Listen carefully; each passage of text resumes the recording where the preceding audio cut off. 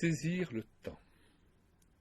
Prêche la parole, insiste en toute occasion, favorable ou non, convainc, reprend, exhorte. 2 Timothée 4:2.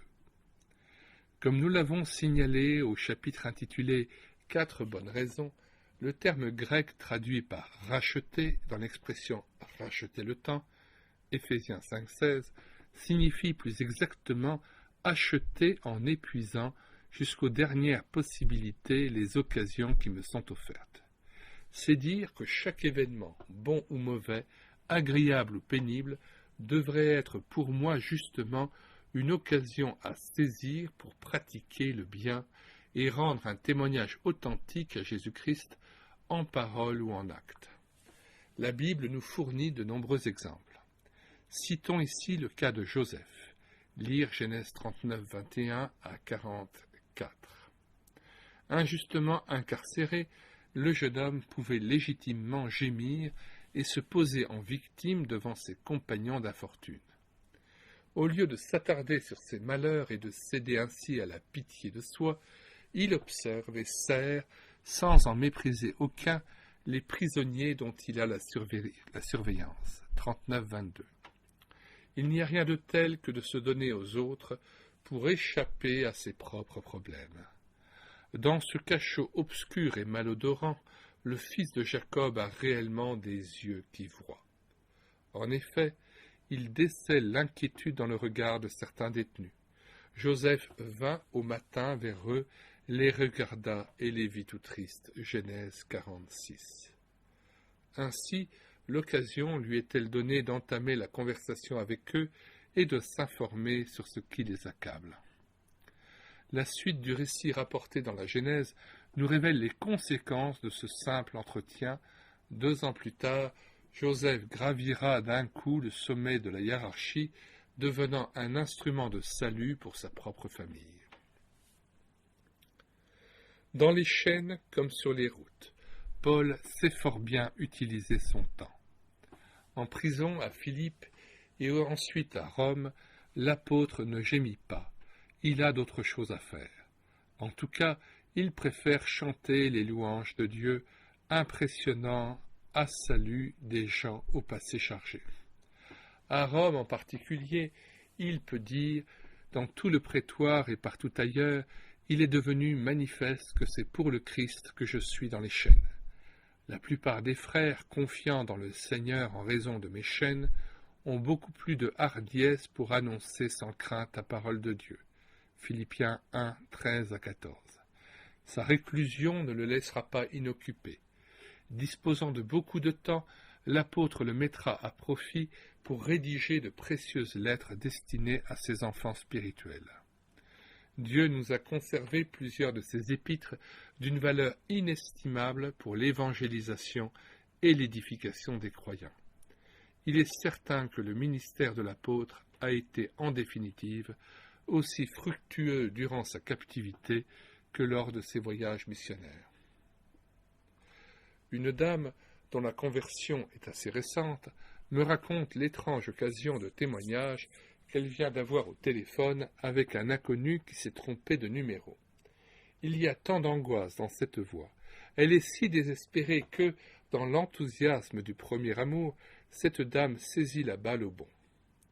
Elle engage spontanément la conversation et improvise une brève cure d'âme. Et de fait, mis en confiance, l'homme lui ouvre son cœur. « Justement, lui dit-il, il fallait à tout prix que je parle à quelqu'un. » La dame ne se fait pas prier. Elle ne raccrochera pas sans lui avoir raconté sa propre expérience et parlé du merveilleux changement qui s'est produit en elle depuis que Jésus est entré dans sa vie. Je m'entretiens avec un serviteur de Dieu. Un jour, circulant en voiture, il aperçoit, étendu sur le sol, une personne renversée par un cycliste. Il stoppe aussitôt et se porte au secours du blessé. Il le ramène chez lui, rassure son épouse, se rend plusieurs fois à la pharmacie, puis, dans les jours qui suivent, le visite et s'informe de son état de santé. On devine l'accueil de ces gens, impressionnés par tant de gentillesse et d'égard. L'occasion sera bientôt donnée à ce pasteur de leur parler de Jésus et de les recevoir dans l'Église qu'il vient de fonder. Encore une occasion qui n'a pas été perdue. Une dame âgée, femme de prière et servante du Seigneur, apprend qu'au rez-de-chaussée de son immeuble, une pauvre jeune fille ruinée par la drogue est alitée depuis plusieurs jours. La chrétienne va frapper à sa porte, tenant à la main une belle fleur. Cette marque d'affection ne peut laisser insensible la demoiselle qui, peu après, s'ouvre à l'Évangile.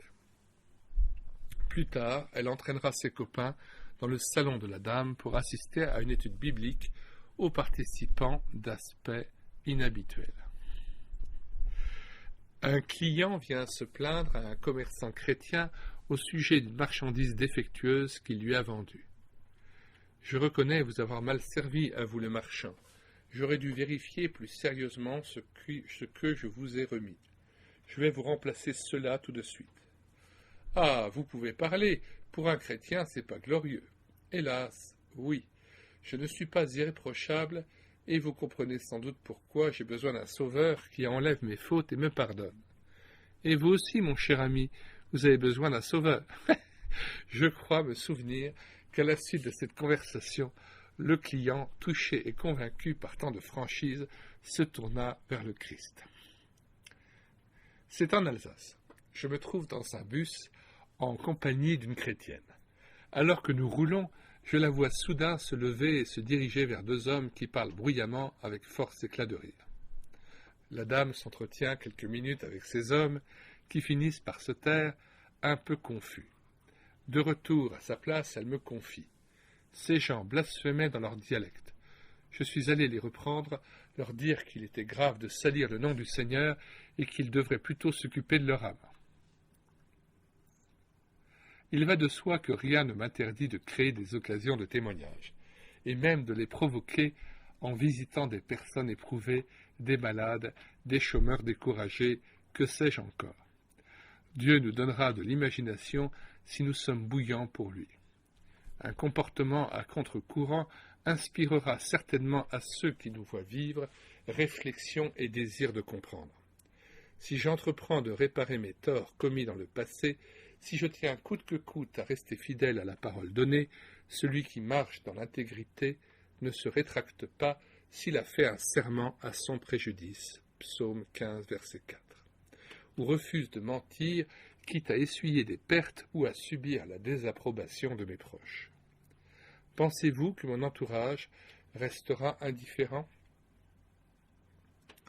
Tôt ou tard, il réclamera des explications que je m'empresserai de fournir en parlant de ma joie d'appartenir au Seigneur et de ma crainte de lui déplaire.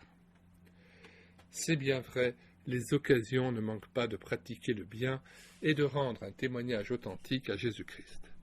Mais hélas, tant de choses nous empêchent de les saisir. Par exemple, la lâcheté. On met si aisément son drapeau dans sa poche. Simon-Pierre n'est pas le seul à avoir renié son maître. Je dois avouer avec tristesse qu'il m'est arrivé de me taire alors que j'aurais dû parler, ayant honte d'avoir honte de notre Seigneur. Le repliement sur soi-même fait que nous nous désintéressons des autres, tant nous sommes pris par nos propres problèmes. L'égoïsme nous retient lorsqu'il faudrait se porter au-devant de nos semblables pour leur venir en aide. Les soucis nous bouchent les yeux et nous cachent le prochain que nous devrions secourir.